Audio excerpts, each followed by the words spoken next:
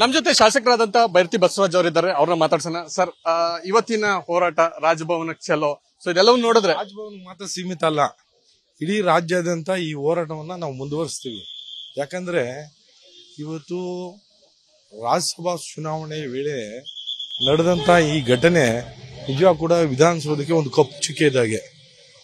ಯಾಕಂದ್ರೆ ಪಾಕಿಸ್ತಾನ ಜಿಂದಾಬಾದ್ ಅಂತ ಹೇಳ್ತಾರಲ್ಲ, ಈ ದೇಶದ ಈ ರಾಜ್ಯದ ಅನ್ನ ನೀರು ಆಹಾರ ಗಾಳಿ ಸೇವಿಸಿ ಇವತ್ತು ಪಾಕಿಸ್ತಾನ ಜಿಂದಾಬಾದ್ ಅಂದ್ರೆ ಎಷ್ಟು ಸಮಂಜಸ.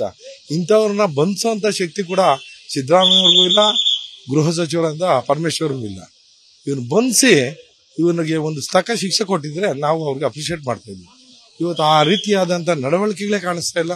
ಎಲ್ಲೋ ಒಂದ್ ಕಡೆ ಈ ಪ್ರಕರಣವನ್ನು ಮುಚ್ಚಾಕೋಕೆ ಎಲ್ಲ ಹುನ್ನಾರಗಳು ನಡೀತಿದೆ. ಅದಕ್ಕೆ ಏನೇನ್ ಬೇಕಾ ತಯಾರಿಗಳನ್ನು ಮಾಡ್ಕೊಂಡು ಒಬ್ಬ ಸಚಿವರುಗಳು ಕೂಡ ಎಲ್ಲರೂ ಕೂಡ ಈ ರೀತಿಯಾಗಿ ಇದನ್ನ ಯಾವುದು ನಡೆದೇ ಇಲ್ಲ, ಇದೆಲ್ಲ ಒಂದ್ ಕಡೆ ಸುಳ್ಳು ಅನ್ನೋದು. ಆಗ ಸುದ್ದಿ ಮಾಧ್ಯಮ ಎಲ್ಲ ಸುಳ್ಳ? ಇವತ್ತು ಇಡೀ ಸುದ್ದಿ ಮಾಧ್ಯಮ ಸುಳ್ಳೇನ್ರಿ? ಇಡೀ ಸುದ್ದಿ ಮಾಧ್ಯಮ ಸುಳ್ಳ ಅಂದ್ರೆ ನಾವು ಒಪ್ಕೊಂತೀವಿ. ಇವತ್ತು ನಾಳೆ ಅವ್ರನ್ನ ಹೊಗಳ್ದಾಗ ಮಾತ್ರ ಅವ್ರಿಗೆ ಸುದ್ದಿ ಮಾಧ್ಯಮ ಓಕೆ, ನಾವು ಬೇರೆ ರೀತಿಯಾದಂತಹ ಪ್ರೊಟೆಸ್ಟ್ಗಳು ಮಾಡಿದಾಗ ಎಲ್ಲ ಒಂದ್ ಕಡೆ ಅದು ವಿರುದ್ಧವಾ? ಹಾಗಾಗಿ ಖಂಡಿತವಾಗಿ ಇದು ಖಂಡನೀಯ. ಹಾಗಾಗಿ ಅದನ್ನು ಬಂಧಿಸೋ ತನಕ ನಾವು ಈ ಹೋರಾಟವನ್ನು ಮುಂದುವರಿಸಬೇಕು. ಮತ್ತೆ ಯಾರು ಆ ರಾಜ್ಯಸಭಾ ಸದಸ್ಯ ತಗೊಂಡಿದ್ದಾನೆ ಅದನ್ನ ಅನರ್ಹ ಮಾಡಬೇಕು. ಅನರ್ಹ ಮಾಡಿ ಅವರು ಈ ರಾಜ್ಯದ ಜನರ ಕ್ಷಮೆಯನ್ನ ಹಾರಿಸಬೇಕು, ಈ ದೇಶದ ಜನರ ಕ್ಷಮೆಯನ್ನು ಕೂಡ ಹಾರಿಸಬೇಕು. ಹಾಗಾಗಿ ಅಂತ ತನಕ ಹೋರಾಟ ನಡೀತದೆ.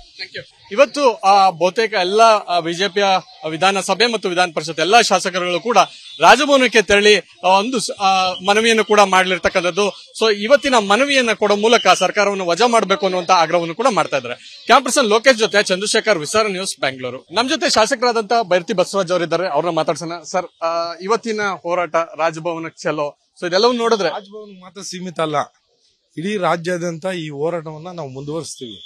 ಯಾಕಂದ್ರೆ ಇವತ್ತು ರಾಜ್ಯಸಭಾ ಚುನಾವಣೆ ವೇಳೆ ನಡೆದಂತ ಈ ಘಟನೆ ನಿಜವಾಗ ಕೂಡ ವಿಧಾನಸೌಧಕ್ಕೆ ಒಂದು ಕಪ್ಪು ಚುಕ್ಕೆ ಇದ್ದಾಗೆ. ಯಾಕಂದ್ರೆ ಪಾಕಿಸ್ತಾನ ಜಿಂದಾಬಾದ್ ಅಂತ ಹೇಳ್ತಾರಲ್ಲ, ಈ ದೇಶದ ಈ ರಾಜ್ಯದ ಅನ್ನ ನೀರು ಆಹಾರ ಗಾಳಿ ಸೇವಿಸಿ ಇವತ್ತು ಪಾಕಿಸ್ತಾನ ಜಿಂದಾಬಾದ್ ಅಂದ್ರೆ ಎಷ್ಟು ಸಮಂಜಸ. ಇಂಥವ್ರನ್ನ ಬಂಧಿಸೋಂತ ಶಕ್ತಿ ಕೂಡ ಸಿದ್ದರಾಮಯ್ಯವ್ರಿಗೂ ಇಲ್ಲ, ಗೃಹ ಸಚಿವರಾದ ಪರಮೇಶ್ವರ್ಗೂ ಇಲ್ಲ. ಇವನು ಬಂಧಿಸಿ ಇವನಿಗೆ ಒಂದು ತಕ್ಕ ಶಿಕ್ಷೆ ಕೊಟ್ಟಿದ್ರೆ ನಾವು ಅವ್ರಿಗೆ ಅಪ್ರಿಷಿಯೇಟ್ ಮಾಡ್ತಾ ಇದ್ವಿ. ಇವತ್ತು ಆ ರೀತಿಯಾದಂತ ನಡವಳಿಕೆಗಳೇ ಕಾಣಿಸ್ತಾ ಇಲ್ಲ. ಎಲ್ಲೋ ಒಂದ್ ಕಡೆ ಈ ಪ್ರಕರಣವನ್ನು ಮುಚ್ಚಾಕೋಕೆ ಎಲ್ಲ ಹುನ್ನಾರಗಳು ನಡೀತಿದೆ. ಅದಕ್ಕೆ ಏನೇನ್ ಬೇಕಾ ತಯಾರಿಗಳನ್ನು ಮಾಡ್ಕೊಂಡು ಒಬ್ಬ ಸಚಿವರುಗಳು ಕೂಡ ಎಲ್ಲರೂ ಕೂಡ ಈ ರೀತಿಯಾಗಿ ಇದನ್ನ ಯಾವುದು ನಡೆದೇ ಇಲ್ಲ, ಇದೆಲ್ಲ ಒಂದ್ ಕಡೆ ಸುಳ್ಳು ಅನ್ನೋದು. ಆಗ ಸುದ್ದಿ ಮಾಧ್ಯಮ ಎಲ್ಲ ಸುಳ್ಳ? ಇವತ್ತು ಇಡೀ ಸುದ್ದಿ ಮಾಧ್ಯಮ ಸುಳ್ಳೇನ್ರಿ? ಇಡೀ ಸುದ್ದಿ ಮಾಧ್ಯಮ ಸುಳ್ಳ ಅಂದ್ರೆ ನಾವು ಒಪ್ಕೊಂತೀವಿ. ಇವತ್ತು ನಾಳೆ ಅವ್ರನ್ನ ಹೊಗಳ್ದಾಗ ಮಾತ್ರ ಅವ್ರಿಗೆ ಸುದ್ದಿ ಮಾಧ್ಯಮ ಓಕೆ, ನಾವು ಬೇರೆ ರೀತಿಯಾದಂತಹ ಪ್ರೊಟೆಸ್ಟ್ಗಳು ಮಾಡಿದಾಗ ಎಲ್ಲ ಒಂದ್ ಕಡೆ ಅದು ವಿರುದ್ಧವಾ? ಹಾಗಾಗಿ ಖಂಡಿತವಾಗಿ ಇದು ಖಂಡನೀಯ.